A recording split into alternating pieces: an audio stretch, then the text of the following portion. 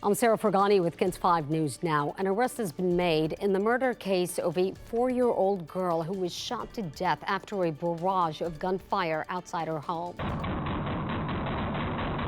And that was doorbell video capturing the bold attack back in May. It shows gunmen storming the home on Windsor Hollow and opening fire before hopping back into a car and driving off. 5 months after that shooting last night, 20-year-old Isaiah Perales was arrested outside his home in southeast Bexar County.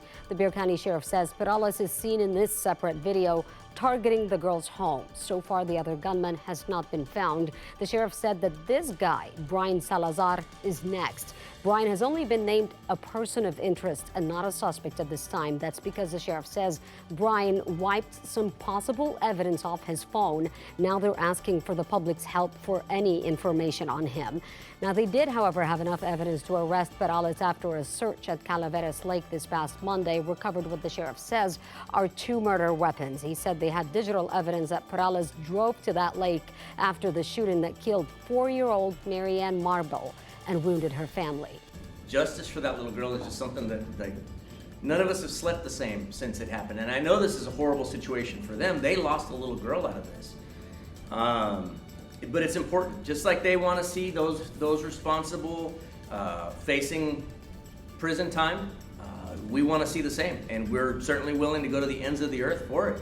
A motive is still unclear. The sheriff would not go into specifics, but speculates there was an ongoing feud between Brian and Marianne's father. 2 Hays County men have now been sentenced in 2 separate child sex abuse cases. 59-year-old Randall Mosby will spend the rest of his life in prison for sexually abusing a child over the course of several years, starting when the child was just 7 years old.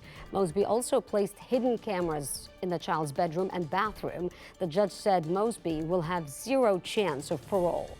In another case, a Hays County judge sentenced 34-year-old Joseph Pavelka IX to 6 years in prison for abusing a 6-year-old when Pavelka was just 17 years old as well. Evidence showed Pavelka threatened the child not to report it. Beginning next week, Texas hospitals will have to start asking patients about their immigration status. Governor Abbott signed that executive order back in August. The governor said the move is to collect data on inpatient discharges and emergency visits by migrants living in the U.S. without authorization.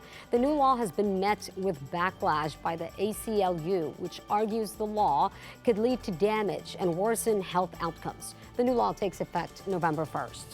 San Antonians are turning out in big numbers for early voting, indicating a lot of interest in this election. On Wednesday, Bexar County election officials reported more than 47,000 people cast their ballots. Early voting runs until November 1st. A K-9 leads to the rescue of 28 people from an 18-wheeler. Customs and Border Protection agents say they found them in Laredo on Wednesday when agents were working with Texas DPS on a vehicle traffic stop, and a K-9 alerted them to people inside this big rig. All of them were taken into custody. A Northside ISD high school senior speaking out, claiming his group speech is being censored. Diego Salinas started a chapter of the Students for Life of America at Sotomayor High School. The pro-life nonprofit has clubs across the country. He says after holding just 1 meeting, his club was shut down.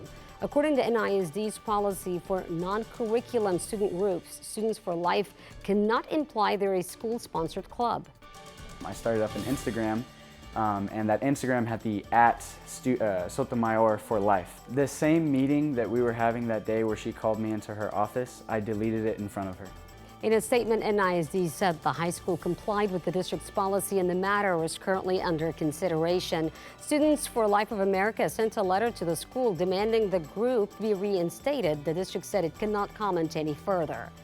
Cardi B will not be performing at an Atlanta music festival due to a medical emergency.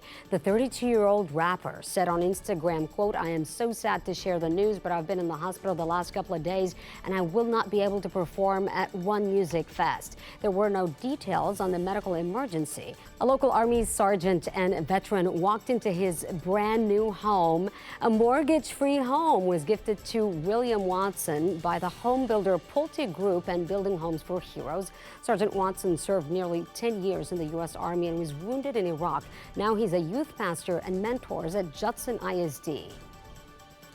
I also do mentoring for young people, especially young people who are at risk or who don't know where they're going. So I try to give them direction and give them understanding, listen to them, and work with them. This event is part of Building Homes for Heroes 11 Homes in 11 Weeks campaign. For today's forecast, Maggie Laughlin. Well, today we're dealing with patchy fog this morning, sunshine and temperatures rising into those upper 80s yet again this afternoon.